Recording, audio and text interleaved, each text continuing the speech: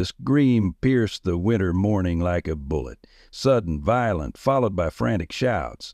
Two volunteers sprinted across the frozen yard toward the sound, boots crunching through snow as they rounded the corner of the shelter building. What they saw made them stop cold. The metal kennel door bent outward at an impossible angle, teal mesh torn as if made of paper. Inside, a blur of black and tan fur ricocheted against the walls, teeth bared, foam flecking from powerful jaws. Shadow, the German shepherd no one could touch, had destroyed his third enclosure in a week. "Get the tranquilizer," someone yelled, but Martha, the oldest volunteer, saw something in those amber eyes that stopped her. It wasn't rage driving this destruction. In the heartbeat before Shadow launched himself against the remaining barrier, she caught it. A look of pure, unbridled terror. This wasn't aggression. This was a soul drowning in memories only he could see. Either like and share your thoughts in the comments, along with the city you're watching from. Now let's continue with the story. Pine Ridge, Montana, had once been proud of its canine training facility. Built in the 1970s when the town was flush with lumber money, the sprawling compound with its obstacle courses and training yards had produced some of the finest police dogs in the Northwest. But budget cuts and changing priorities had transformed it into the last chance animal shelter, a name that felt particularly apt on bitter January mornings like this one, when the mountains loomed white and unforgiving against a steel-gray sky. The facility's cinder-block buildings and chain-link runs still carried echoes of its military precision, though now weathered signs and donated pet beds softened its institutional edges. It was here, among the forgotten and the abandoned, that Shadow had arrived 3 weeks earlier. Discovered near a burned-out police vehicle off Route 16, a melted chain still hanging from his neck. Partly her regard for Blackwood began to complete. Charlotte, Charlie Blackwood, hadn't planned on working with the shelter's most dangerous resident. At 35, her plate was already full as a widow raising a 5-year-old alone while waiting for news of her wife Emily missing in action overseas for nearly 14 months. Charlie's volunteer shifts were meant to be a distraction, not another heartache. But something about the German shepherd's broken spirit called to her in ways she couldn't explain. Abby Blackwood hadn't spoken a word since the military chaplain had come to their door last year. The vibrant, chattering child had retreated into silence, her round face solemn, her blue eyes watchful as she processed a grief too complex for her 5 years. Now she communicated through nods, headshakes, and the colorful drawings that papered their refrigerator. Mostly of her mother in uniform, sometimes with wings. The third keeper of Pine Ridge's secrets was Daniel Jefferson, though he hadn't set foot in town for 7 years. The former K-9 officer carried both physical and emotional scars from the shootout that had ended his career, along with a burden of guilt he couldn't seem to put down. He didn't know that the dog he believed dead had somehow survived, or that fate was about to reconnect them. Watching over them all was Dr. Margaret Maggie Wilson, whose 70 years had given her a weathered face and unshakable confidence when it came to broken creatures, both human and canine. Animals remember, she all said, but thank God they also forget. Martha Newman, the shelter director, still clutched the intake report in her weathered hands when Shadow first arrived. He'd been found by a highway patrolman near mile marker 112, wandering disoriented near the wreckage of what appeared to be a police transport vehicle. The dog's training harness was half melted to his fur, and despite his emaciated state, it had taken 3 officers with catch poles to secure him. "He's department property," the officer had said, handing over a partially damaged microchip report. "But nobody's claiming him. Department says there's no record matching his chip number in their active roster." The unspoken message was clear. Whatever this dog had been through had erased him from official existence. The officer's eyes had softened momentarily. "Seems like he was caught in some kind of explosion, probably PTSD. Be careful with him." Those words proved prophetic. Shadow's first day at Last Chance ended with a volunteer requiring stitches. The second day, the German Shepherd had torn through the chain link separating his run from the neighboring kennel, sending volunteers scrambling and dogs into a panicked frenzy. By the end of the first week, Martha had established a new protocol. Shadow was to be fed using a sliding tray. His kennel was to be cleaned only when he was secured in the outdoor run. No one, absolutely no one, was to attempt physical contact. "Pah, I can't justify keeping him much longer," Martha confided to Charlie during their Thursday morning coffee meeting. The shelter director's office was cluttered with donation boxes and pet food samples, the walls covered with decades of photos showing successful adoptions. 3 weeks with no progress. He's taken up resources, scaring the other dogs, and frankly, he's a lawsuit waiting to happen. Charlie studied her coffee cup. The "You had me at Wolf" slogan, suddenly less amusing. He hasn't had a fair chance. 3 weeks isn't enough time for that level of trauma. 4 bites, 2 destroyed kennels, and enough sedation to tranquilize a horse, Martha countered gently. "I've been doing this 30 years, Charlie. Some dogs can't come back from what they've seen. I'm giving him 30 more days, then we have to make the humane decision." The humane decision hung in the air between them, heavy and final. That evening, Charlie found herself lingering after her shift, watching Shadow from a distance. The German Shepherd paced his kennel in precise military patterns. 5 steps, turn, 5 steps, turn, his muscles rippling beneath his black and tan coat.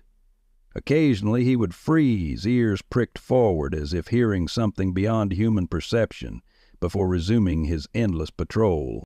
"He's still on duty," came a voice beside her.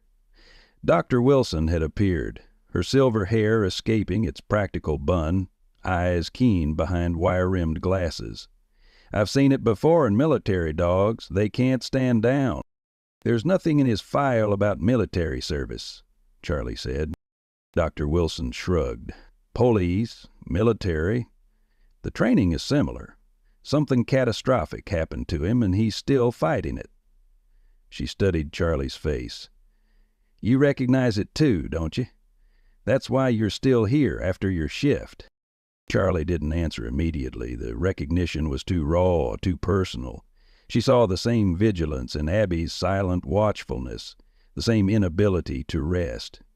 "I just think there's more to his story than what's in that file."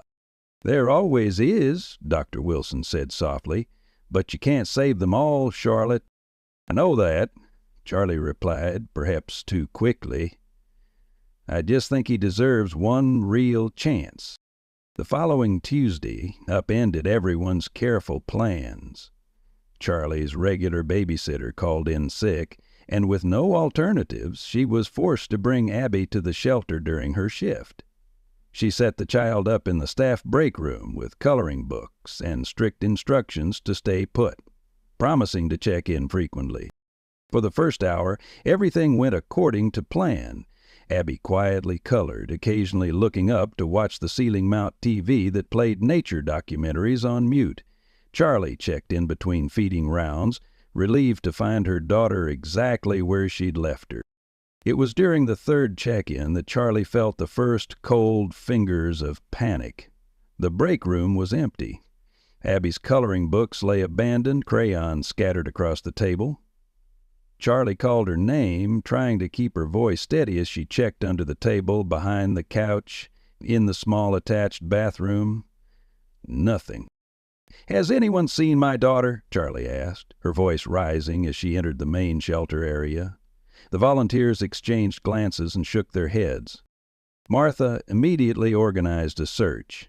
She can't have gone far. Check the cat room first. All kids love the cat room. But Abby wasn't with the cats or in the puppy pen or hiding in the supply closet. With each empty room, Charlie's heart beat faster. The rational part of her brain knew the shelter wasn't that large, and all exterior doors had alarms. The mother part of her brain was already spiraling into worst-case scenarios. "The kennels," someone finally suggested. "Should we check the kennel area?" The kennel area, where Shadow was housed, where Abby had been explicitly forbidden to go. Charlie ran, her boots skidding on the concrete floor as she pushed through the heavy door that separated the main building from the kennel wing. The familiar cacophony of barking assaulted her ears as she scanned the aisle, looking for a small figure amid the chaos of excited dogs rushing to the fronts of their enclosures. She almost missed it at first, the small splash of pink in front of the last kennel on the left. Shadow's kennel. Charlie's heart stopped. Abby sat cross-legged on the concrete floor, just inches from the chain-link door of Shadow's enclosure. Her back was to Charlie, her dark curls falling forward as she concentrated on something in her lap. Inside the kennel, Shadow was not pacing, not growling, not showing teeth. The German shepherd sat perfectly still, his amber eyes fixed on the little girl with an intensity that made Charlie's blood run cold. "Abby," Charlie whispered, afraid that any sudden sound would trigger the dog's aggression. "Abby, don't move." Slowly, carefully, Charlie approached from the side, trying to calculate how quickly she could grab her daughter and retreat before Shadow could react. But as she drew closer, she realized something wasn't right with the picture before her. Shadow wasn't displaying any of his usual warning signs. His ears weren't pinned back, his hackles weren't raised. He was simply watching. Abby seemed to sense her mother's presence. She looked up, her solemn face breaking into a small smile, the first Charlie had seen in months. Then she held up a piece of paper. A drawing. It was a child's rendering of a large dog wearing what appeared to be a superhero cape, with a small girl standing beside it. Above the figures, in wobbly kindergarten printing, were the words, "Brave Dog." With deliberate movements, Abby slid the drawing under the small gap beneath the kennel door. Charlie wanted to lunge forward, to snatch her daughter away from danger, but some instinct held her frozen in place. Shadow looked at the paper that had entered his territory. His ears flicked forward. He rose from his sitting position. Charlie tensed, ready to spring, but instead of lunging or growling, Shadow lowered his head and carefully sniffed the drawing. Then, with a gentleness that seemed impossible for a dog his size, he lay down, his nose just touching the edge of the paper, and exhaled a long breath that ruffled the corner of the drawing. "It's sad, Mommy," Abby whispered. The sound of her daughter's voice, the first words she'd spoken in over a year, struck Charlie like a physical blow. For a moment she couldn't respond, couldn't even breathe, as the magnitude of what had just happened washed over her. Dr. Wilson appeared beside them, moving with the careful deliberation of someone approaching a miracle. "Don't anyone move," she murmured. "Let's just observe for a moment." Shadow remained still, his eyes now closed as if in exhaustion. Abby, seemingly unafraid, whispered again, "He had bad dreams like me. See his eye?" She pointed to a scar that ran through Shadow's right eyebrow, giving him a perpetually worried expression. Charlie knelt slowly beside her daughter, heart hammering. "How do you know he has bad dreams, sweetie?" Abby shrugged, the gesture heartbreakingly adult on her small frame. "His eyes look like mine. In the mirror." Dr. Wilson made a small sound, something between a sigh and a word. When Charlie glanced at her, the veterinarian's face was transformed with a fierce hope. "We just witnessed something extraordinary," she said quietly. "Something I've seen exactly twice in 45 years of practice." Martha appeared at the end of the kennel aisle, her expression shifting from relief at finding Abby to confusion at the tableau before her. "Everyone okay here?" she called. Dr. Wilson held up a hand, signaling for quiet.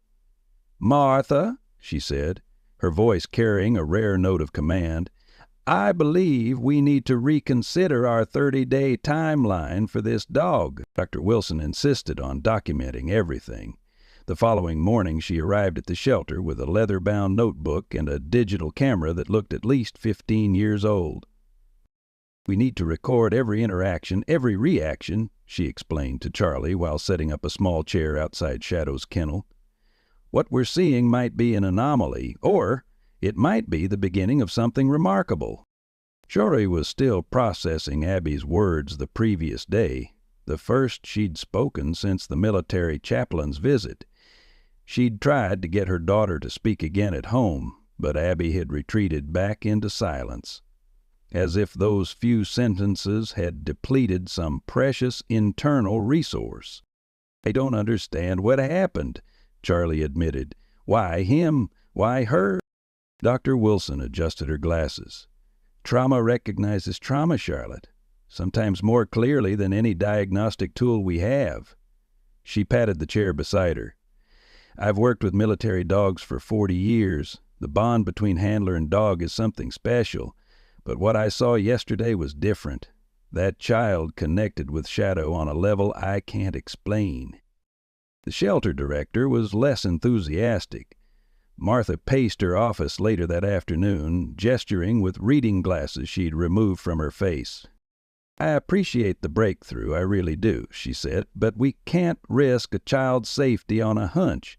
One peaceful interaction doesn't erase 3 weeks of aggression." Charlie leaned forward in her chair. "What if we try controlled visits, Dr. Wilson supervising, me right there, proper protocols in place?" Martha sighed. "And if something goes wrong, if that dog so much as growls at your daughter, could you live with that decision, Charlie?" The question lingered, heavy with implication. Could she? The rational answer was simple: no. But Charlie couldn't shake the image of Shadow's changed demeanor, or the sound of Abby's voice breaking through months of silence. 2 weeks, Charlie finally said. "Give us 2 weeks of supervised interactions. If there's any sign of aggression, any at all, we stop immediately." Martha studied her for a long moment. "This isn't just about the dog, is it?" Charlie met her gaze steadily. "My daughter spoke. Martha, for the first time in 14 months, whatever connection she feels with Shadow, I can't ignore that." The shelter director's expression softened. 2 weeks, with Dr. Wilson present at all times, a barrier between them, and at the first sign of trouble, we're done. And Charlie, I need you to prepare yourself for the possibility that this doesn't end the way you're hoping. The next day the room remained quietly. The next afternoon Abby sat quietly on a small folding chair, positioned 6 feet from Shadow's kennel. She had brought her favorite picture book and a new drawing, this one showing the same Cape dog standing guard over what appeared to be a sleeping child. Dr. Wilson sat nearby, her notebook open, while Charlie watched from a few steps away, trying to mask her anxiety. Shadow remained at the back of his kennel for the first 20 minutes, watching with alert, focused attention, but making no move to approach. "He is assessing," Dr. Wilson murmured, "determining if it's safe." On the 3rd day, Shadow moved to the front of the kennel when Abby arrived. He still didn't make a sound. No barking, no whining, none of the vocalizations typical of excited dogs. Instead, he simply sat, sphinx-like, his amber eyes tracking Abby's small movements as she colored. "Can I give him this?" Abby asked suddenly, holding up a small stuffed dog, worn at the edges from years of love. Charlie started to protest. Shadow had destroyed every toy placed in his kennel, but Dr. Wilson intervened. "Let's place it just outside his kennel today," she suggested. "See how he responds." The stuffed animal sat on the concrete floor, inches from the kennel door. Shadow studied it, his nose twitching, then did something unexpected. He lay down, mirroring the toy's position, and rested his chin on his paws. By the end of the first week, a pattern had emerged. Abby would arrive, settle in her chair with books or coloring supplies, and talk softly to Shadow about her day. The dog would listen, his focus absolute, occasionally responding with a slow blink or a slight ear movement. Charlie began to recognize the subtle communication developing between them, how Shadow's ear would twitch when Abby spoke in certain tones, how the child seemed to intuitively know when to be still and when the dog could handle more stimulation. Word spread through the small volunteer community. People began finding reasons to walk past during these sessions, stealing glances at the notorious Shadow, behaving like a completely different animal in the presence of the silent child. Richard Campbell, from the Pine Ridge Courier, caught wind of the story. The local journalist arrived unannounced during Abby's 6th visit, camera in hand and skepticism evident in his pointed questions. "Is it responsible to use a child as an experiment in rehabilitating a dangerous animal?" he asked, loud enough for several volunteers to pause their work.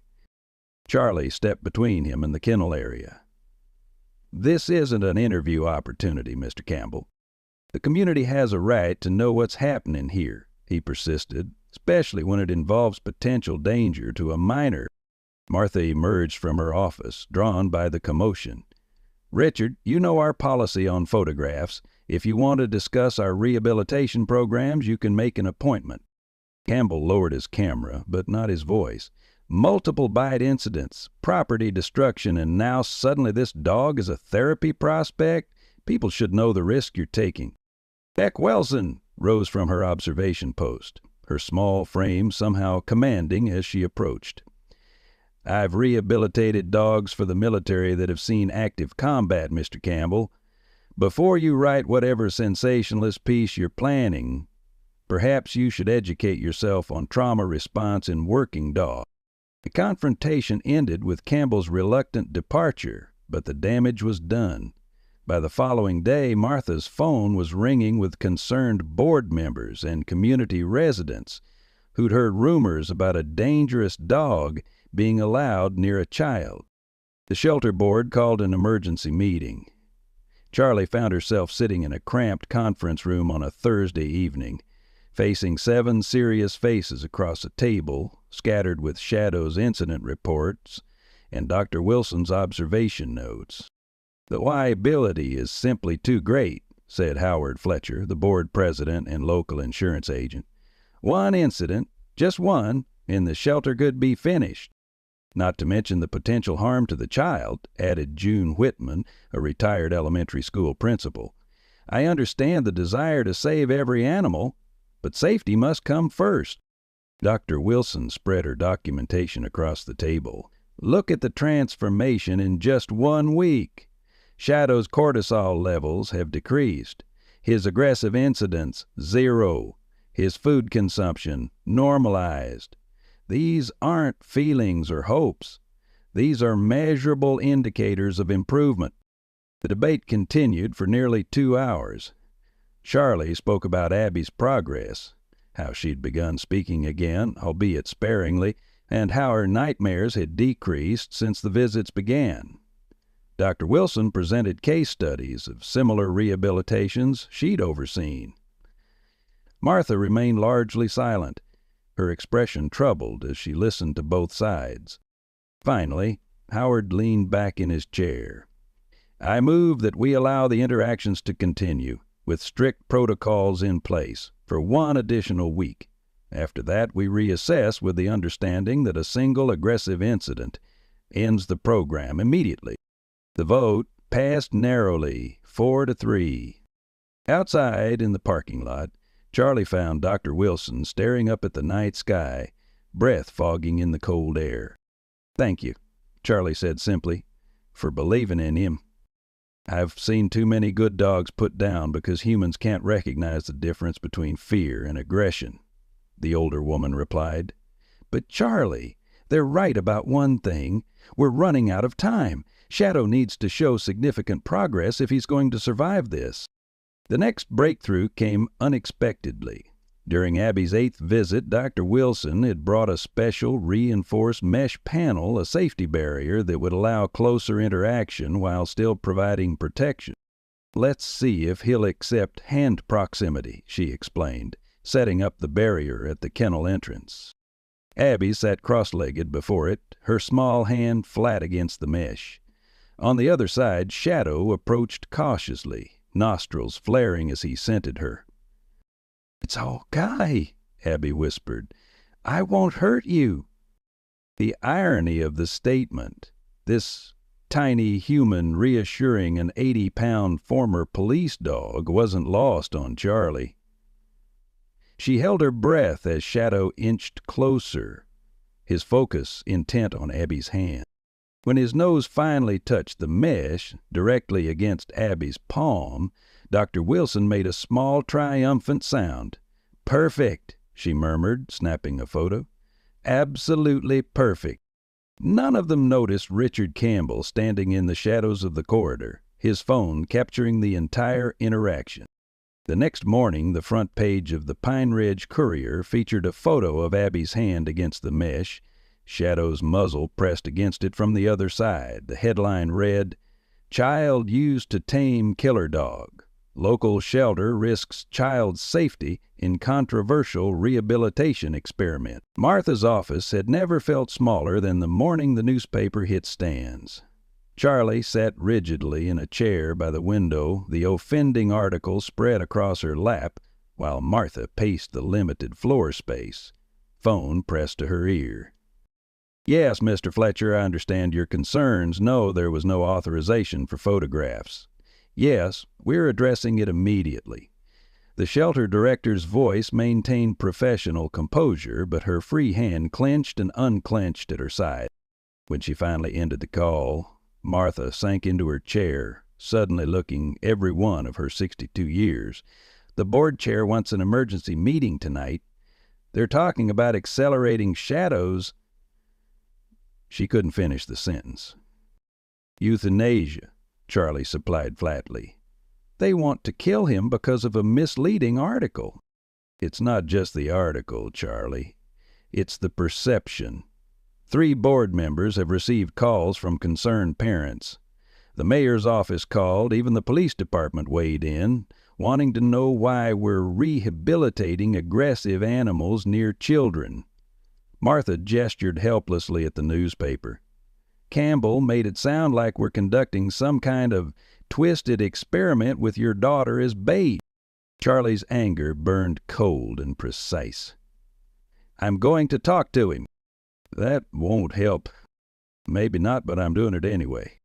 The Pine Ridge Courier occupied a narrow storefront on Main Street, its windows displaying faded local sports trophies and framed front pages from significant moments in the town's history. Inside, the reception area smelled of coffee and printer ink.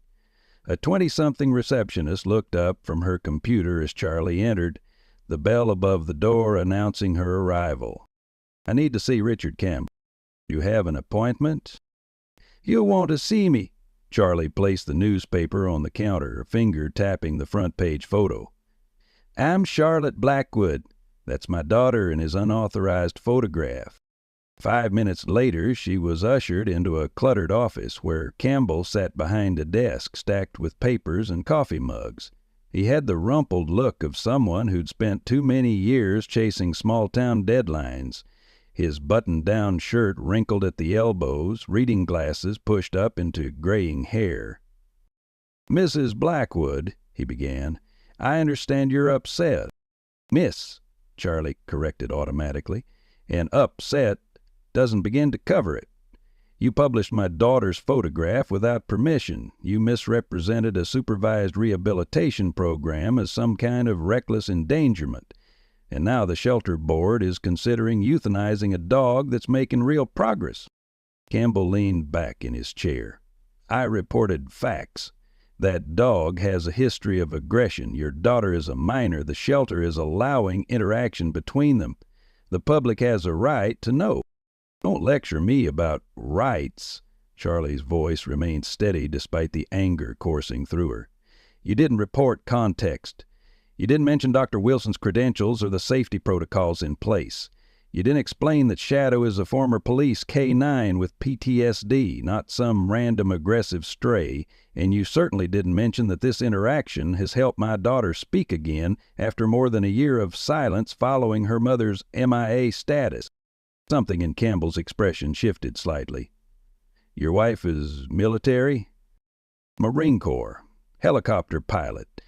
Missing in action 14 months ago in a classified operation. Charlie met his gaze directly. So yes, Mr. Campbell, my daughter has experienced trauma, and somehow she connected with that traumatized dog in a way no adult has been able to. That's your real story if you are interested in actual journalism instead of fear-mongering. The silence that followed was broken only by the distant sound of the receptionist's keyboard. Finally, Campbell removed his glasses and rubbed his eyes. Look, Miss Blackwood, I'm sorry about your wife, truly, but my job is to report on potential public safety concerns. Your job is to report the truth, the whole truth. Campbell's phone rang, breaking the tension. He glanced at the display, then held up one finger in a wait gesture as he answered. Charlie couldn't hear the caller, but Campbell's side of the conversation was revealing. Yes, she's here now. I understand. That's not yes, sir. He hung up, looking distinctly uncomfortable. That was my editor. It seems several prominent community members have called this morning, including Dr. Wilson's brother, who happens to be our largest advertiser. Charlie hadn't known about that connection, but she wasn't about to question the small advantage. We'll be running a follow-up piece, Campbell continued reluctantly, a more balanced perspective. I'd like to interview you properly and Dr. Wilson about the rehabilitation program. It wasn't an apology, but it was something. The board meets tonight. Your damage control needs to happen before then. Campbell nodded slowly. I'll have something for the online edition by this afternoon. When Charlie returned to the shelter, she found Dr. Wilson in the kennel area with Abby. The older woman had set up a small table and chairs just outside Shadow's enclosure, and Abby was reading aloud from a picture book, her small voice clear and unhurried. Shadow lay near the front of his kennel, head on paws, ears moving slightly to track her words. The tortoise was slow, but he never stopped walking, Abby read carefully, even when the hare laughed at him. Dr. Wilson caught Charlie's eye and smiled. She's been reading to him for 20 minutes, no hesitation, no whispers, full voice. Charlie felt her throat tighten with emotion. For 14 months, she'd tried everything to help Abby find her voice again. Therapists, support groups, even a brief and disastrous attempt at medication when the nightmares grew too intense. And here she was, reading confidently to a former police dog that most adults wouldn't approach without protective gear. Campbell's going to run a follow-up story, Charlie said quietly. More balanced. I don't know if it will be enough to sway the board. Dr. Wilson made a notation in her ever-present notebook. Then we'll need to show them more than words can convey. She glanced at her watch. I need you to trust me, Charlotte. Can you do that? Before Charlie could answer, the main entrance door chimed. Martha appeared a moment later, her expression carefully neutral as she approached them. There's someone here asking about Shadow, she said. Says he has information about his background. Charlie and Dr. Wilson exchanged a glance. I'll stay with Abby, the veterinarian offered. In the reception area, Charlie found a man she didn't recognize. He stood with the aid of a cane, his left leg noticeably stiff, his posture still carrying a military bearing despite obvious physical limitations. He appeared to be in his mid-40s, with close-cropped hair graying at the temples and deep lines etched around his eyes. "Is Blackwood?" he asked, extending his right hand. "Daniel Jefferson. I understand you've been working with a German shepherd named Shadow." Charlie accepted the handshake, noting the strength in his grip. "How do you know about Shadow?" Jefferson reached into his jacket pocket and withdrew a folded newspaper, the morning edition with Campbell's inflammatory article. This caught my attention. The description. The markings. I had to see for myself.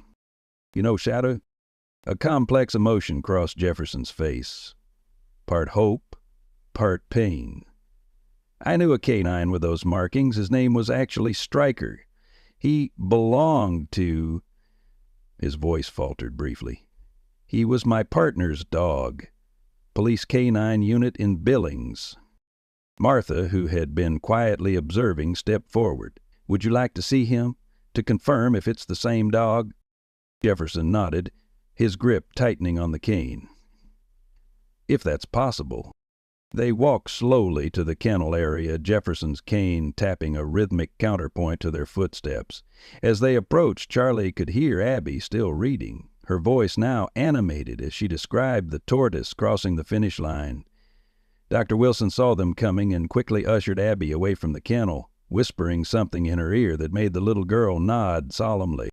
Jefferson stopped several feet from Shadow's enclosure, his breathing suddenly shallow. "My God," he whispered. "It is him." Shadow had risen to his feet at the approach of strangers, his posture alert but not aggressive. When he caught sight of Jefferson, however, something changed. His ears pricked forward, his nose worked rapidly, and a low whine, the first vocalization many of them had heard from him besides growls, escaped his throat.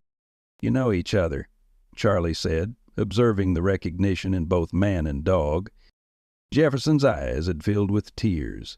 "We worked together for 3 years. After Mike, my partner, after he died, Stryker disappeared. There was an explosion during a bust gone wrong. The transport vehicle was hit. I was already down with this." He gestured to his leg. "They told me Stryker died in the blast." "But he didn't," Martha said softly. "No," Jefferson agreed, moving closer to the kennel. "He survived somehow." Shadow approached the front of the enclosure cautiously, his movements deliberate. He sniffed the air, then pressed his nose to the chain link where Jefferson's hand rested. "Yes, boy," Jefferson said, his voice thick with emotion. "Remember me? We thought we'd lost you." For a tense moment, no one spoke. Then Shadow did something remarkable. He lay down, nose still pressed to the fence where Jefferson's fingers curled through the links, and released a deep sigh that seemed to carry the weight of years. Dr. Wilson had reappeared at Charlie's elbow. "You said he was your partner's dog, not yours." Jefferson nodded without taking his eyes off Shadow. "Mike Sullivan trained him from a pup. I was just, well, I guess I was the backup human. After Mike was killed, Stryker changed. Wouldn't work with anyone else. They were going to decommission him, try to rehome him, but then the explosion happened and..." His voice trailed off. "Mr. Jefferson," Dr. Wilson said carefully, "would you be interested in adopting Shadow or Stryker yourself, given your history?" The question hung in the air, loaded with implications. Charlie felt her heart constrict as she glanced toward Abby, who watched the interaction from a few yards away, her face solemn.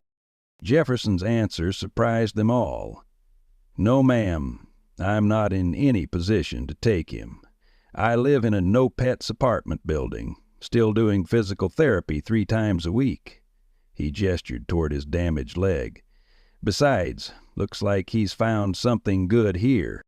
The relief Charlie felt was immediately complicated by guilt. This man had a legitimate prior connection to Shadow, yet she was grateful he couldn't reclaim him. "Could you tell us more about him?" Martha asked. "His training, his background, anything that might help us understand his behaviors better." Jefferson nodded. "I'd be happy to, and I'd like to come visit him sometimes, if that's all right." As they walked toward Martha's office, Charlie noticed Shadow watching Jefferson's departure, his eyes tracking the man's halting gait until he disappeared from view. Then, remarkably, the German shepherd turned his attention back to Abby, who had returned to her chair with her book. That evening, the shelter board meeting took an unexpected turn. Instead of the small conference room, they gathered in the shelter's main community area. Every board member was present, along with Martha, Charlie, Dr. Wilson, and, to everyone's surprise, Daniel Jefferson, who sat to one side, his cane propped against his chair. Howard Fletcher called the meeting to order with the grim determination of someone preparing for an unpleasant but necessary task. "I understand there's been new information about the dog in question," he began. "However, our primary concern must remain public safety and the shelter's liability exposure." Dr. Wilson stood before he could continue. "Before we proceed with discussions, I'd like to introduce Officer Daniel Jefferson, formerly of the Billings Police Department K-9 unit, who has confirmed Shadow's identity as Stryker, a decorated police dog with over 50 successful operations to his credit." Jefferson nodded in acknowledgment as murmurs rippled through the board members. "Additionally," Dr. Wilson continued, "with Martha's permission, I've prepared a brief demonstration of Shadow's progress, with proper safety protocols in place, of course." Fletcher frowned. "Dr. Wilson, we agreed this meeting would be a discussion, not a demonstration." "Sometimes seeing is more powerful than talking," Dr. Wilson countered. "I'm asking for 10 minutes of your time." After a brief, tense discussion, the board reluctantly agreed. Dr. Wilson disappeared through the door to the kennel area, returning moments later with Martha, who carried a tablet connected to the room's large monitor. "Since we can't safely bring Shadow into this room, we'll observe via our security camera feed," Martha explained, tapping the screen to bring up a clear view of the kennel area. On the monitor, they could see Shadow in his enclosure. Outside the kennel, seated on her small chair, was Abby, with Charlie standing protectively nearby. Between them was the reinforced mesh barrier that had been the subject of Campbell's photograph. "What you're about to see," Dr. Wilson said, "is the result of 2 weeks of careful rehabilitation work. Shadow, or Stryker, is responding to basic commands again, but only from one person." On screen, Abby held up a small treat and said something they couldn't hear. Shadow immediately sat, his attention focused completely on the child. "Simple commands are being reintroduced gradually," Dr. Wilson explained. "Sit, stay, down. But more importantly, watch his body language." The board members leaned forward, studying the dog's relaxed posture, the absence of tension in his face, the calm positioning of his ears. "Now," Dr. Wilson continued, "Officer Jefferson has provided us with something important. Stryker's original command words, which were in Dutch, a common practice for police K-9S. On screen, Charlie handed Abby a small card. The child studied it for a moment, then looked up at Shadow and spoke a single word. The transformation was immediate. Shadow's entire demeanor shifted from relaxed pet to working dog. He stood at attention, ears forward, eyes alert, waiting for the next command. Abby spoke again, and Shadow immediately lay down, his focus unwavering. "That's remarkable," breathed June Whitman. "He remembers his training." "More than that," Dr. Wilson said. "He's transferring his working relationship to a new handler. This is extremely rare, especially in dogs that have experienced trauma. It suggests an exceptional capacity for rehabilitation." The demonstration continued for several more minutes, with Shadow responding flawlessly to each Dutch command Abby carefully pronounced. Finally, the child gave what appeared to be a release command, and Shadow visibly relaxed, wagging his tail slightly as Abby tossed him a treat through the mesh. When the tablet was turned off, the room remained silent for several moments. "I've prepared a formal rehabilitation plan," Dr. Wilson finally said, distributing folders to each board member. based on Shadow's progress so far and Officer Jefferson's insights into his training. With your approval, I believe we can fully rehabilitate this dog within 60 days. The board's discussion lasted well into the evening, with arguments for and against continuing Shadow's rehabilitation. Jefferson spoke about the dog's service record and the trauma of losing his handler. Dr. Wilson presented data from similar cases. Charlie described Abby's transformation since beginning her interactions with Shadow. In the end, the vote was 6-1 in favor of extending Shadow's stay for the proposed 60-day rehabilitation period, with strict safety protocols and regular progress reviews. As the meeting adjourned, Richard Campbell appeared in the doorway, notepad in hand. This time his approach was distinctly more respectful. "It's Blackwood. I wonder if I might have a few minutes of your time for the follow-up piece I mentioned?" Charlie studied him for a moment, then nodded. "Come by the shelter tomorrow. There's someone I'd like you to meet properly." The Montana winter showed no signs of relenting as February dragged on. Pine Ridge had already seen 3 major snowstorms that month, but the forecasters were calling the approaching system something different. A potential blizzard with whiteout conditions, wind chills dropping to dangerous levels, and up to 2 feet of new snow.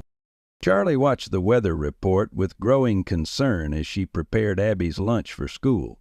The meteorologist pointed to swirling patterns on the radar, his expression grave as he discussed expected arrival times.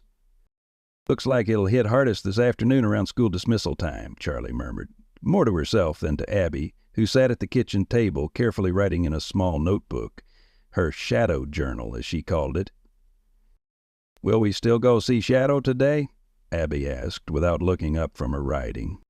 Charlie hesitated. Their afternoon visits to the shelter had become sacred routine, the highlight of each day for both Abby and the German Shepherd waiting faithfully for her arrival. In the 3 weeks since the board meeting, Shadow's progress had exceeded even Dr. Wilson's optimistic projections. He now responded to a full range of commands from Abby, showed appropriate social behaviors with familiar shelter staff, and had even begun limited interactions with other calm dogs under careful supervision. "We'll see how the weather develops," Charlie answered diplomatically. "If the storm holds off, we'll go for a little while." The school day began under ominous skies, heavy clouds hanging low over the mountains surrounding Pine Ridge. Charlie dropped Abby at the elementary school with extra reminders to stay inside during recess and to wait in the gymnasium if Charlie was delayed at pickup time. By noon, the first fat snowflakes were drifting lazily past the windows of the insurance office, where Charlie worked part-time. By 1 o'clock, those gentle flakes had transformed into a driving curtain of white, blown horizontal by winds that howled around the building's corners. At 1:30, the office manager sent everyone home. "Suppose they're getting bad," she announced, peering out at the rapidly disappearing street. "Better get while the getting's good." Charlie called the elementary school as she gathered her things, relieved to hear they were dismissing early due to the deteriorating conditions. She'd be able to pick up Abby by 2, well before the worst of the storm hit. The drive to Pine Ridge Elementary normally took 7 minutes. Today it took nearly 25, the windshield wipers struggling against the onslaught of snow, visibility reduced to just a few yards ahead.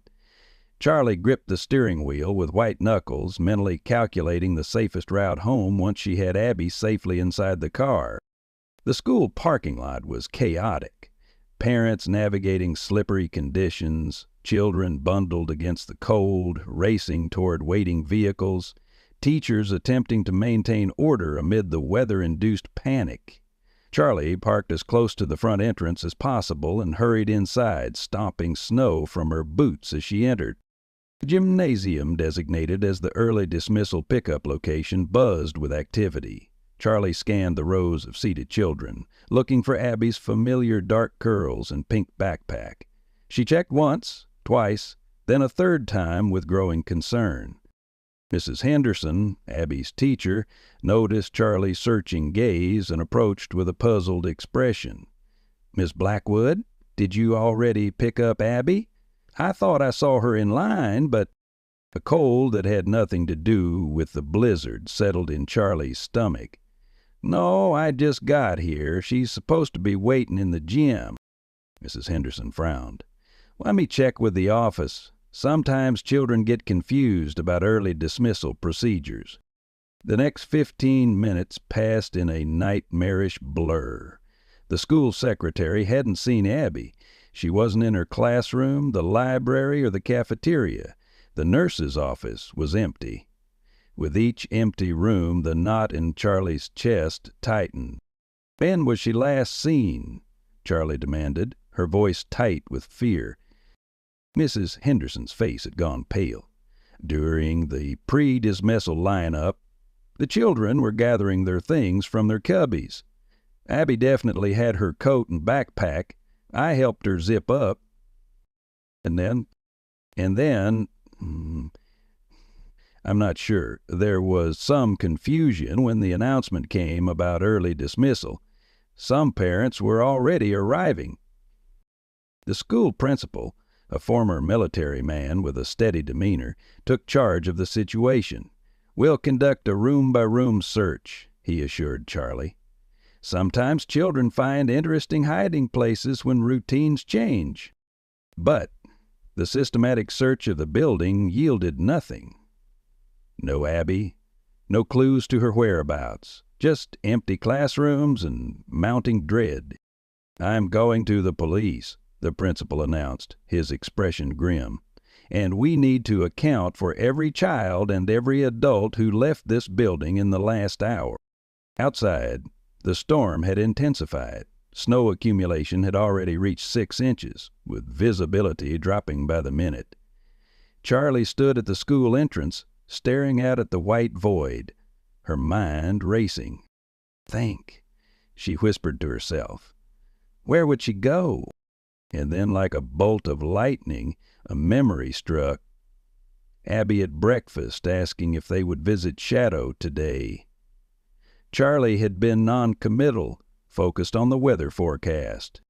She pulled out her phone with trembling hands and dialed the shelter. Last Chance Animal Shelter, Martha's voice answered, barely audible over the howling wind in the background. Martha, it's Charlie. Is Abby there? Has she come to the shelter? Abby? No, I haven't seen her. Shouldn't she be in school? She's missing. Charlie's voice broke on the word. They dismissed early because of the storm, but she's not here. I thought maybe she tried to come see Shadow. Martha's sharp intake of breath was audible even through the poor connection. I checked the kennels right away, but Charlie, no one's come in for at least an hour. The roads are nearly impassable already. I'm coming there anyway, Charlie decided. If she was trying to reach the shelter...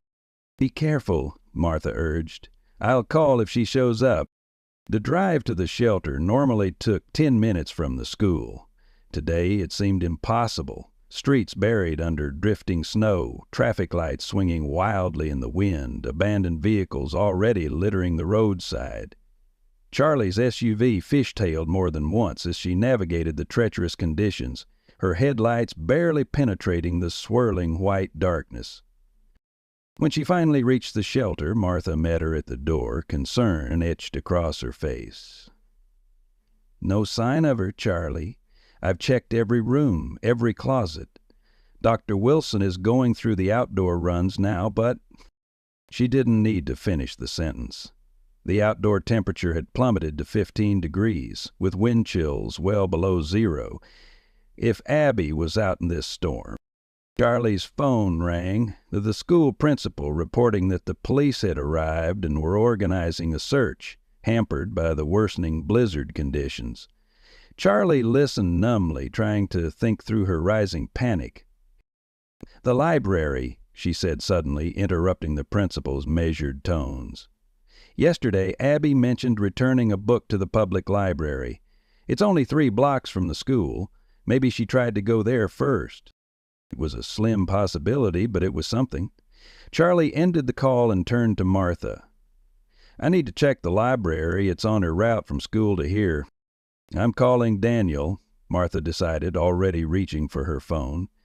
He has search and rescue experience from his police days, and Charlie—" She hesitated, then continued firmly, "Take Shadow with you." "What?" "Martha, I can't be—" People responded on emotion. People took to their heels, and Clay and Marie went to fight him. That dog has... As if summoned by her name, the veterinarian appeared from the kennel area, already holding Shadow's leash and a specialized working harness. "It's not standard protocol," Dr. Wilson admitted, "but neither is a blizzard. Shadow remembers his search training. We've been working on refreshing those skills. He knows Abby's scent better than anyone here." Charlie stared at Shadow, who stood alert and focused, somehow sensing the urgency of the moment. In the 3 weeks of rehabilitation, Charlie had never touched him, had never been alone with him. Shadow tolerated her presence because of Abby, but they had no independent relationship. "Can I even handle him?" she asked uncertainly. Dr. Wilson handed her a small Ziploc bag containing one of Abby's hair ribbons, the one she'd worn yesterday. "Let him smell this.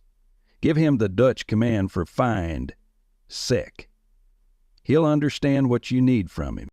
The next moments were a blur of activity. Shadow being fitted with protective booties for the snow, Charlie zipping into an extra shelter parka, Martha pressing a flashlight and emergency kit into her hands.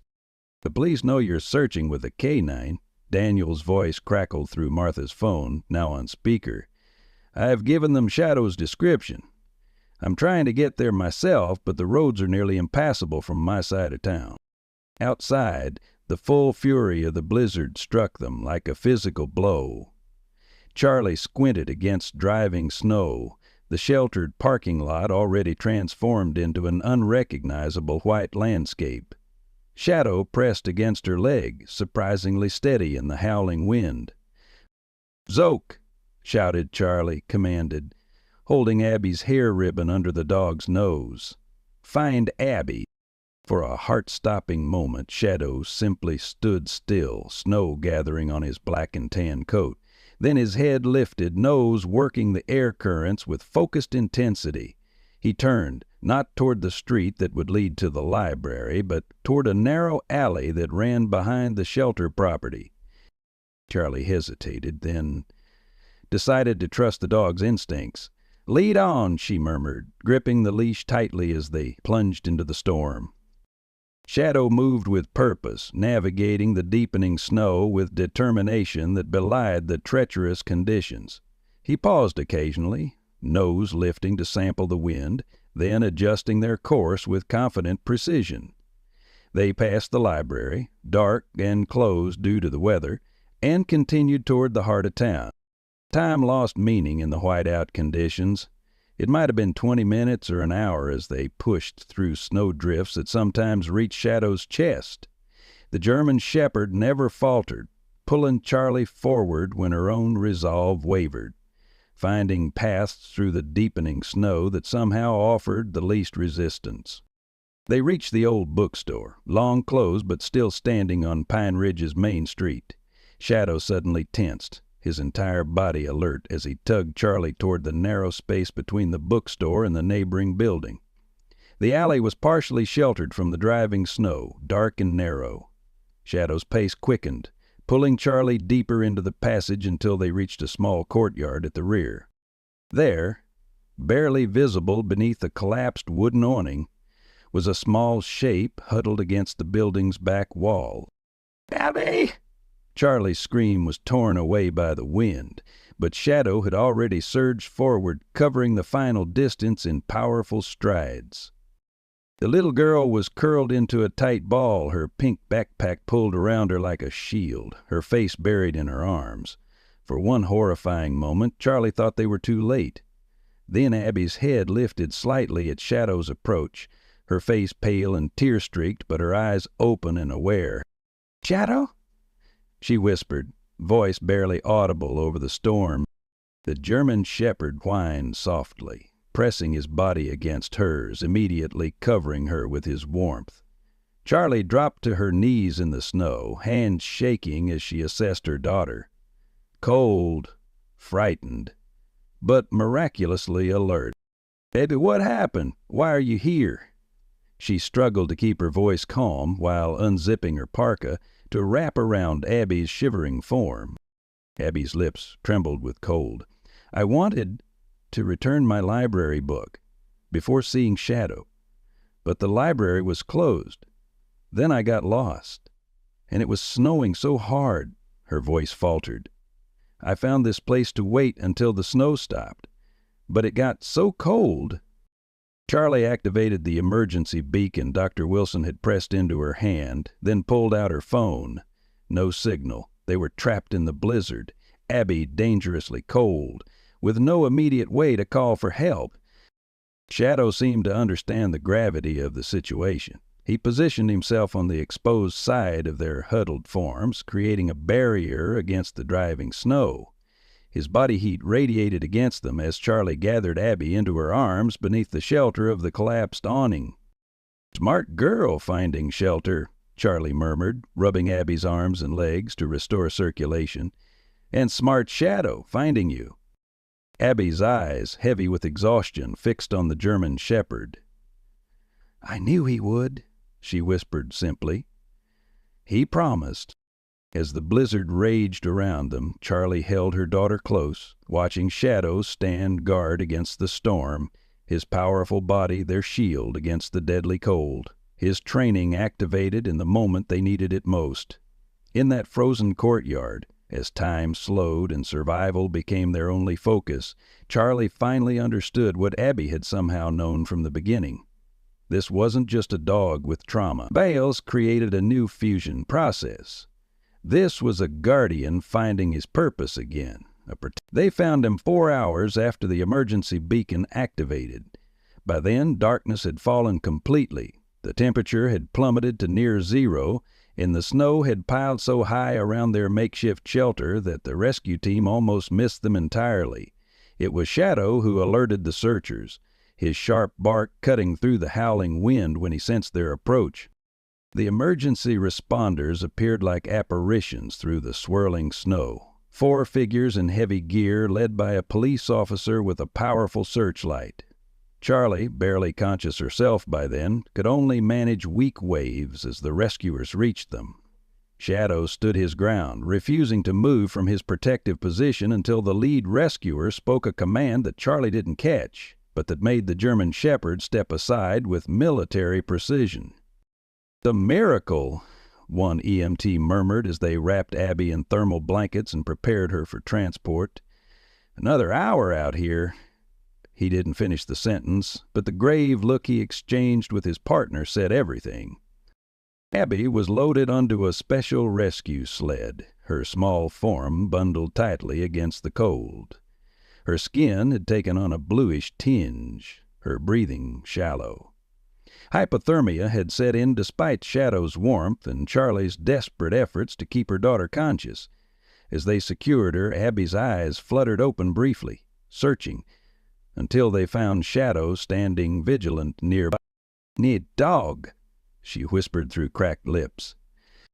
The lead rescuer glanced at Shadow, then at Charlie. "We need to move her now. Hospitals mobilized their trauma team." Charlie nodded, understanding the urgency. "The dog comes too," she said, her tone leaving no room for argument. "He kept her alive." The journey to Pine Ridge Memorial Hospital was a nightmare of lurching progress through snow-choked streets. Charlie rode in the ambulance with Abby while Shadow was transported in a police SUV, following close behind. Throughout the short but treacherous drive, Abby drifted in and out of consciousness, her small hand clutching her mother's with surprising strength whenever she surfaced. The emergency room erupted into controlled chaos as they arrived. Doctors and nurses swarmed around Abby's stretcher, calling out vital signs and medical terminology that blurred in Charlie's exhausted mind. She caught fragments: severe hypothermia, core temperature dangerously low, potential frostbite concerns, as they whisked her daughter away through swinging doors. "You need medical attention too, ma'am," a gentle-voiced nurse insisted, guiding Charlie to an examination room.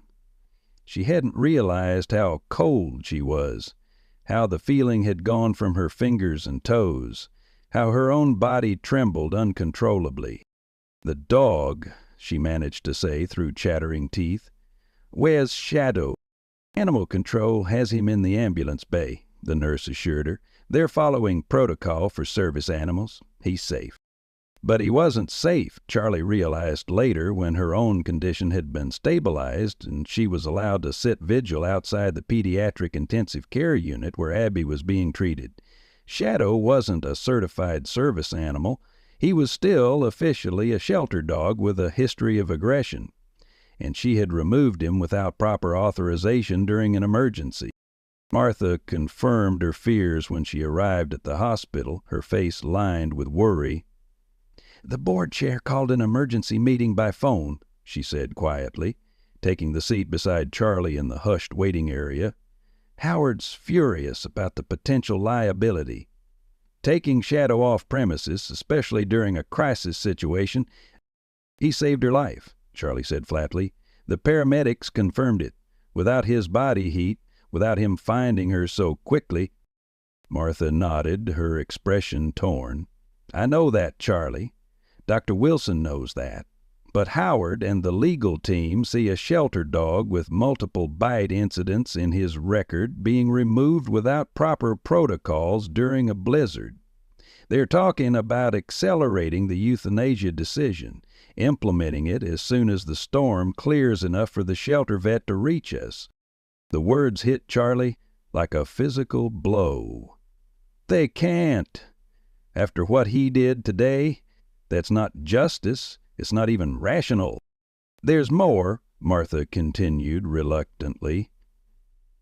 "Daniel Jefferson called. His latest scans came back. The cancer has spread. His doctors are giving him weeks, maybe a month.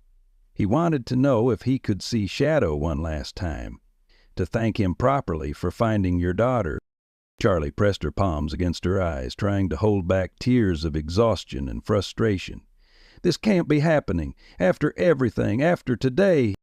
A doctor emerged from the PIQ, clipboard in hand, expression professionally neutral. "Miss Blackwood, we've got your daughter stabilized. Her core temperature is rising steadily, and we're not seeing evidence of significant frostbite, which is frankly remarkable given the circumstances." "Mary, can I see her?" Charlie asked, rising unsteadily to her feet. "She's resting now. The next few hours are critical for monitoring, but barring complications, you should be able to sit with her by morning." The doctor hesitated, then continued, "She's been asking for someone named Shadow. Is that a family member we should contact?" "It's her dog," Charlie said automatically, the words feeling right despite their technical inaccuracy. "He found her in the blizzard, kept her warm until help arrived." The doctor nodded thoughtfully. "Well, hospital policy prohibits animals in the intensive care unit, but," he glanced down at his clipboard, then back at Charlie, "her recovery might be smoother with familiar comforts once she's moved to a regular room. We could discuss a brief supervised visit at that point, assuming all the proper certifications are in order." After the doctor departed, Charlie turned to Martha, a desperate plan forming. "We need Dr. Wilson, and we need to find Richard Campbell." The reporter, "Charlie, I don't think more media attention right now is—" "We need public pressure," Charlie interrupted. "Shadow saved a child's life today. If Campbell reports that story, if people understand what's really at stake, the board won't be able to quietly euthanize him. They'd face too much backlash." Martha's expression shifted from doubt to grim determination. "I'll call Dr. Wilson. She's snowed in at her ranch, but she's been trying to coordinate remotely. As for Campbell—" She pulled out her phone, scrolling through contacts. "Last I heard, he was camped out at the Emergency Operations Center, covering the blizzard response." As Martha made her calls, Charlie stood by the window overlooking the hospital parking lot, where emergency vehicles continued to arrive through the still-falling snow. Somewhere in this building, Abby fought her way back from the edge. Somewhere across town, Shadow sat in a kennel, unaware that his heroism had placed him in greater danger rather than ensuring his safety. "It's not right," she whispered to the glass, her breath fogging the cold surface. "It's not fair." Behind her, she heard Martha's voice rise with sudden urgency. "What do you mean, he's gone? When? How?" Charlie turned, dread settling in her stomach as Martha's face drained of color. "That was the shelter assistant," Martha said, lowering her phone. "Someone took Shadow." The blizzard finally released its grip on Pine Ridge during the pre-dawn hours. Charlie sat by Abby's hospital bed watching her daughter's peaceful sleep, the monitors showing stronger vital signs with each passing hour. The crisis had passed, for Abby at least, but Shadow's disappearance had opened a new wound just as the old one began to heal. Martha had stayed at the hospital until midnight, coordinating with the shelter staff by phone as they pieced together what had happened. The power had gone out briefly at the shelter, disabling the security cameras. When electricity returned, the overnight attendant had discovered Shadow's kennel empty, the exterior door to the kennel area partially open. No forced entry, no clear footprints in the rapidly accumulating snow, just the absence where Shadow should have been.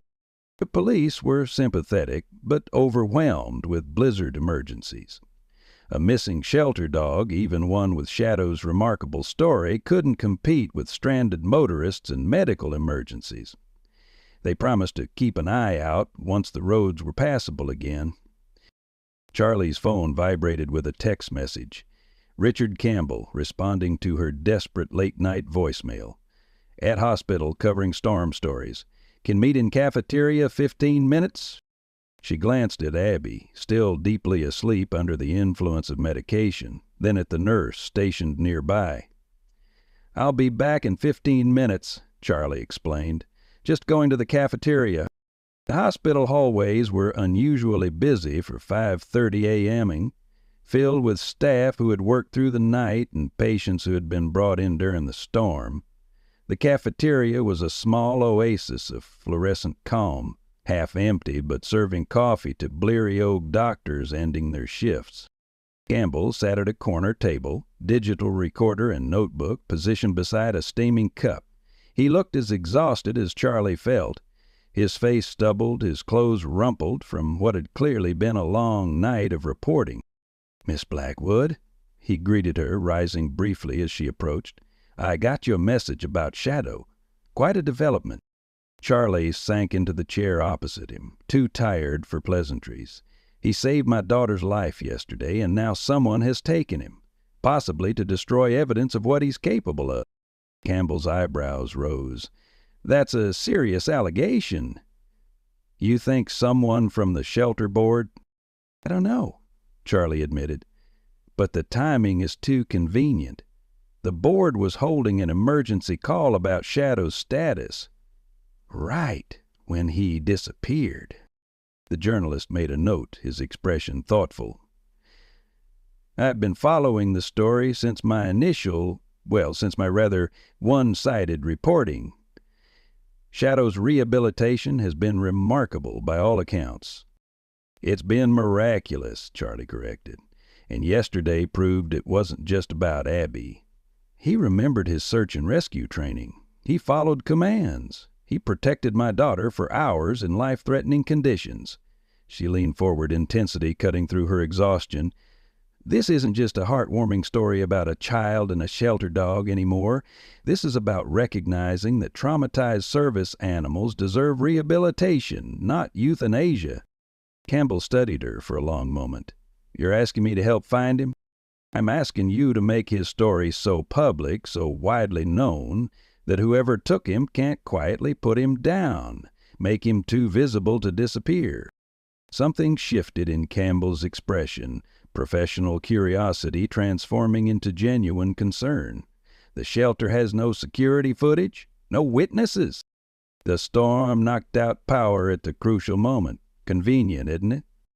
Campbell's phone buzzed. He glanced at it, then back at Charlie with sudden alertness. "I need to go. Breaking story." He stood, gathering his materials. I'll run what we have on Shadow's heroism and disappearance in the morning edition and online immediately. Beyond that," he hesitated, "I can't promise anything, but I'll keep my ears open." Charlie watched him hurry away, wondering if she'd made any impact at all. Her phone chimed with a message from the nurse. Abby was awake and asking for her. When Charlie returned to the room, Abby was sitting up slightly. Her color improved, though dark circles shadowed her eyes. "Where's Shadow?" were her first words, voice raspy from the breathing treatments. Charlie hesitated, unwilling to upset her daughter during recovery, but equally unwilling to lie.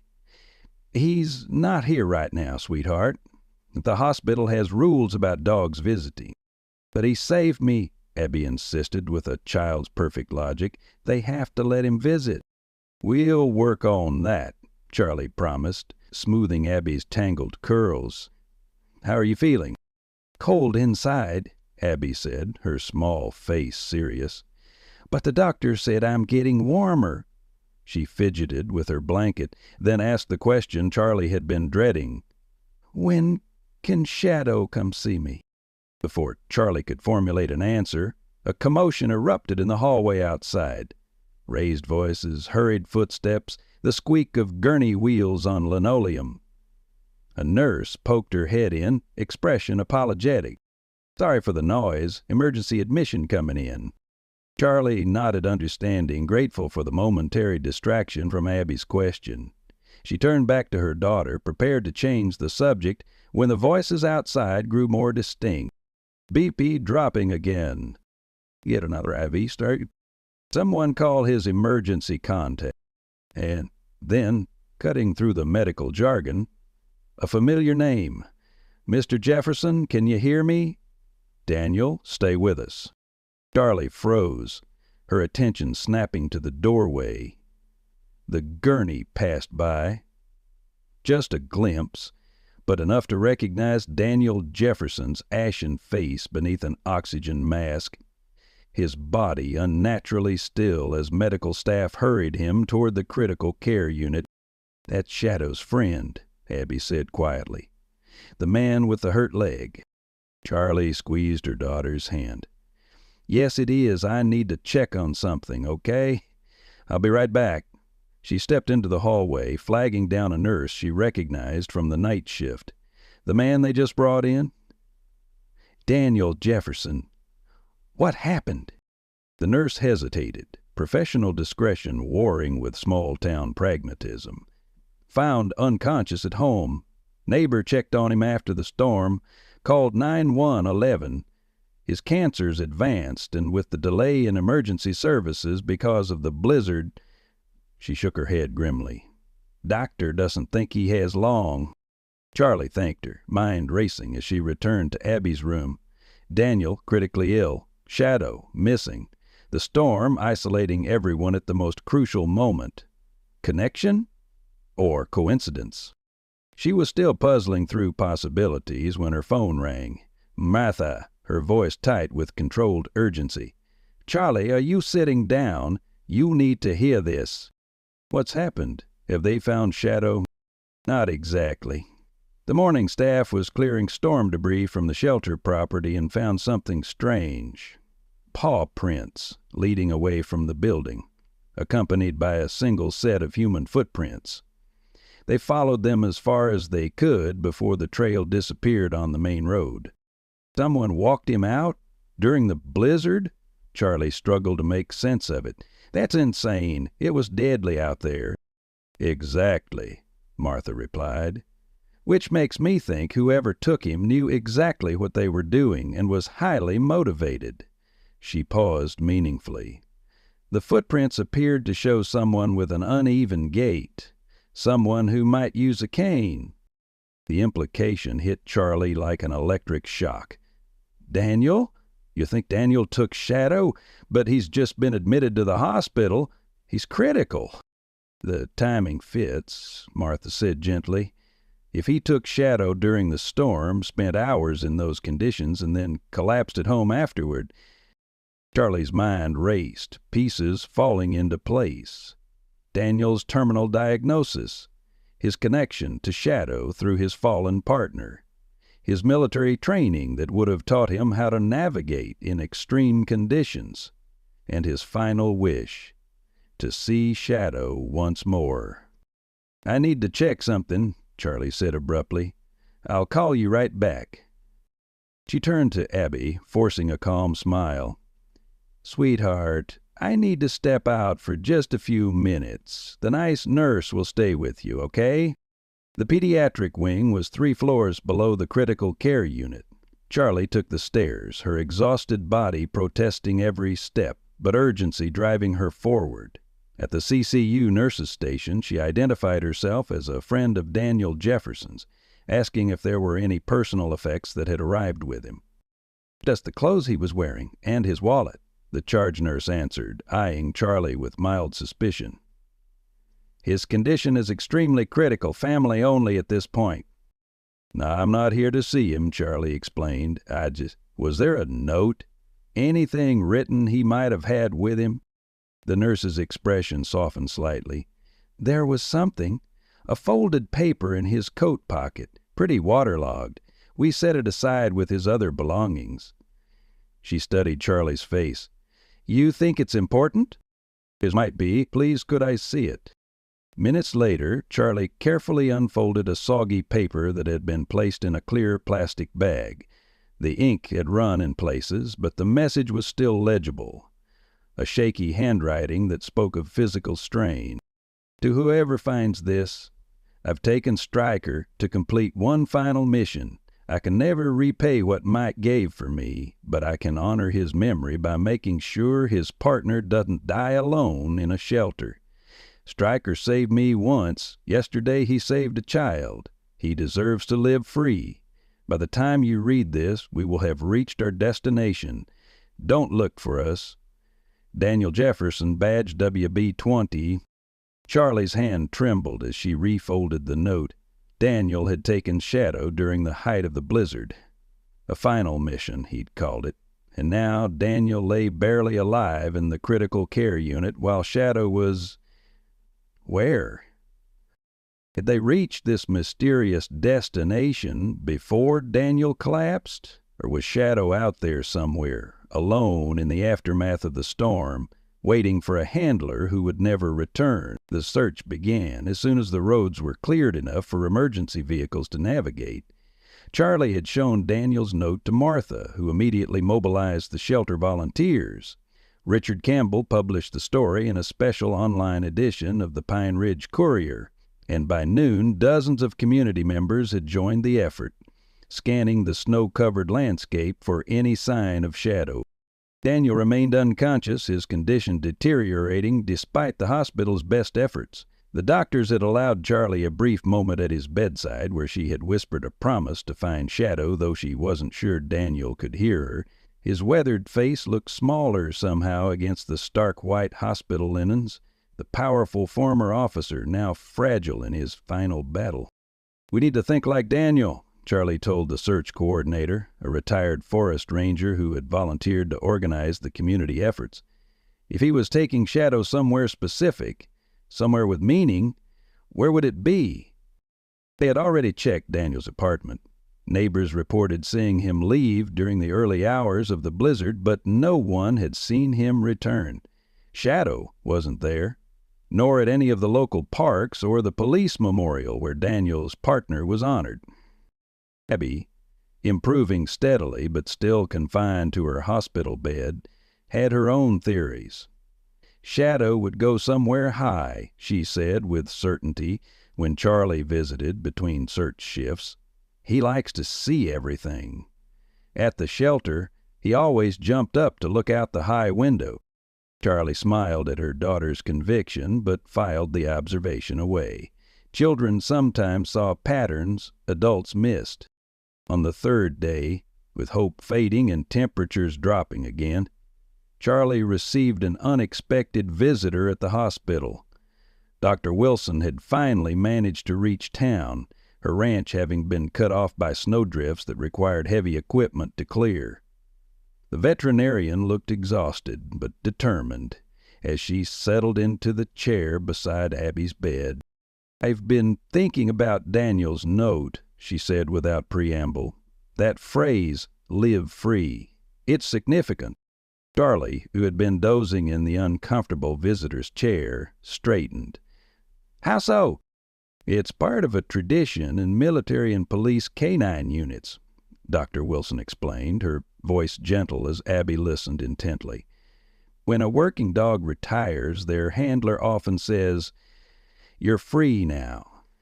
It symbolizes the transition from service to just being a dog, living on their own terms. But Daniel wasn't Shadow's original handler, Charlie pointed out. No, but he was there when Mike, his partner and Shadow's handler, died. In a way, the responsibility transferred to him. Dr. Wilson leaned forward, expression intent. "Charlie, did Daniel ever mention where Mike is buried?" The question hit with the force of revelation. "Pine Ridge Cemetery," Charlie breathed. "On the hill overlooking town? Daniel mentioned it once, said it had a view of the whole valley." Dr. Wilson nodded. "A high place. With meaning." She glanced at Abby, who was nodding vigorously. "Exactly where a police officer would want his canine partner to be free." Within the hour, a small convoy of vehicles was making its way up the winding road to Pine Ridge Cemetery. The historic graveyard occupied a commanding position on the eastern hillside, its wrought iron gates and ancient pines visible from much of the town below. In summer it was a peaceful, shaded refuge. Today it lay under a pristine blanket of snow, broken only by the tops of gravestones and the bare branches of dormant trees. The cemetery caretaker met them at the gates, his weathered face skeptical. "Ain't seen no dog up here. Woulda knowed his tracks and all this white." "We need to find Officer Michael Sullivan's grave," Charlie explained, showing him Daniel's note. "It's important." The caretaker's expression softened at the mention of the fallen officer. "Sullivan? That's way up in the northeast corner, police section." He squinted at the surrounding snowdrifts. "Don't know if you can get through, though. Ain't been plowed since the storm." They proceeded on foot, Charlie, Dr. Wilson, Martha, and 4 volunteers forming a line as they trudged through knee-deep snow. The caretaker had given them general directions, but in the transformed landscape, with familiar landmarks buried, orientation became challenging. "Here," Martha called, pointing to a small area where several headstones bore the distinctive shield emblem of the police department. "That must be it." They approached slowly, scanning for any signs of disturbance in the snow. At first, nothing seemed out of place, just an unbroken expanse of white stretching between the silent markers. Then Charlie noticed something unusual, a perfect circle of cleared snow around one particularly gravestone, as if someone had meticulously swept the area. And there, curled at the base of Officer Michael Sullivan's headstone, lay Shadow. For a terrible moment, Charlie thought they were too late. The German Shepherd wasn't moving, his body partially covered with a dusting of new snow. Then, as they drew closer, his ears twitched, and his head lifted weakly. Dr. Wilson rushed forward, dropping to her knees beside the dog, her experienced hands already checking vital signs. "He's alive, but severely hypothermic and dehydrated," she announced, voice urgent. "We need to get him warm immediately." Shadow's eyes, those intelligent amber eyes that had first connected with Abby weeks earlier, struggled to focus. He whined softly, attempting to rise but lacking the strength. Charlie knelt beside him, hesitantly reaching out to stroke his head, the first time she had ever touched him directly. "It's okay, boy," she whispered. "We've got you now. Abby's waiting." At the mention of Abby's name, Shadow's tail moved slightly against the snow. Carefully, the search team wrapped him in emergency thermal blankets from their kits and lifted him onto an improvised stretcher made from a coat stretched between 2 branches. As they prepared to transport him down the hill, Charlie studied the gravestone Shadow had been guarding. "Duration Michael Sullivan. Patches 1856. End of. Watch. June 12, 2017. Faithful until the end. And there, barely visible where the snow had been cleared, lay Daniel's police badge, placed carefully at the base of the stone. "He brought him home," Charlie said softly. "Daniel brought Shadow to say goodbye." The next few hours passed in a blur of activity. Shadow was rushed to Dr. Wilson's clinic, where she worked tirelessly to raise his body temperature and address his dehydration. The local news crews that had gathered to cover the search filmed his arrival, Campbell at the forefront with his notebook and recorder.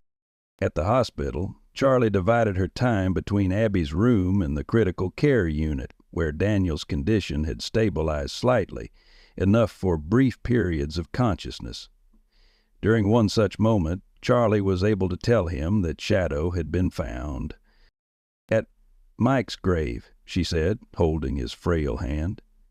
"You took him to say goodbye." Daniel's eyes, sunken but still alert, filled with tears. "Did what I promised," he whispered, his voice barely audible over the beeping monitors. "Told Mike I'd make sure he was free." "Shadow's gonna be okay," Charlie assured him. "Dr. Wilson is taking care of him." The ghost of a smile touched Daniel's lips. "Good dog," he murmured. "Best damn dog." He slipped back into unconsciousness after that, but the monitors showed a subtle improvement in his vital signs, as if a burden had been lifted. That evening, as snow began falling again outside the hospital windows, Charlie received two pieces of news that changed everything. The first came from Martha. The shelter board, responding to overwhelming public support following Campbell's coverage of Shadow's rescue and subsequent disappearance, had voted unanimously to release Shadow from the shelter's custody. His adoption could proceed immediately upon medical clearance. The second came in the form of a military vehicle pulling into the hospital parking lot, visible from Abby's room where Charlie sat reading a bedtime story. She noticed it absently at first, just another vehicle navigating the still treacherous conditions, but something about its deliberate approach to the main entrance caught her attention. Charlie moved to the window, watching as a figure in uniform emerged from the passenger side. A woman. Her posture military, straight despite obvious exhaustion, her dark hair pulled back in a regulation bun beneath her cap. She paused, looking up at the hospital building as if gathering strength, then proceeded toward the entrance with purpose. There was something hauntingly familiar about the set of those shoulders, the rhythm of that walk. Charlie's heart stuttered, then raced, a wild hope rising that she immediately tried to suppress. After 14 months of false leads and dashed hopes, she couldn't bear another disappointment. Abby had noticed her mother's sudden stillness. "What is it, Mommy?" "Nothing, sweetheart," Charlie managed, returning to the bedside. "Just watching the snow." But her mind was racing, calculating possibilities. It couldn't be, and yet a soft knock at the door interrupted her thoughts. A nurse poked her head in, her expression uncharacteristically emotional. "Miss Blackwood? There's someone here to see you and Abby, a visitor who's come a very long way." And there in the doorway, still in desert camouflage, with dust from another continent clinging to her boots, stood Emily Blackwood, Charlie's wife, Abby's mother, returned from the dead. "Charlie," Emily whispered, her voice breaking on the name. "Abby." There was a moment of absolute stillness as the impossible became real. Then Abby's voice, small and wondering, broke the silence with the words she hadn't spoken in 14 months. "Mom, in life's winter seasons, when storms rage and visibility fails, it's often the most broken among us who show the greatest courage. Shadow's story reminds us that trauma doesn't define our capacity for love. Sometimes it deepens it. Like many of us who've weathered our own blizzards, loss of loved ones, health challenges, or dreams deferred, Shadow found purpose in protecting someone more vulnerable than himself Daniel's final act of devotion, facing death to honor a promise, speaks to the sacred bonds that transcend our years of service, and Emily's impossible return, it echoes the miracle reunions many of us still pray for with estranged children or siblings we fear we may never reconcile with in this lifetime. This story whispers to that part of us that still believes in second chances. For the retired canine nobody wanted, for the widowed mother who never gave up hope, for the wounded officer completing his final mission, and for the silent child finding her voice again. In our own third acts, when society might consider us past our prime, Shadow reminds us that our most heroic chapters may still lie ahead, if only we have the courage to weather the storm. I hope you enjoyed today's story. Subscribe to the channel so you don't miss more stories like this. Leave a like and comment below what you thought of the story. See you in the next video.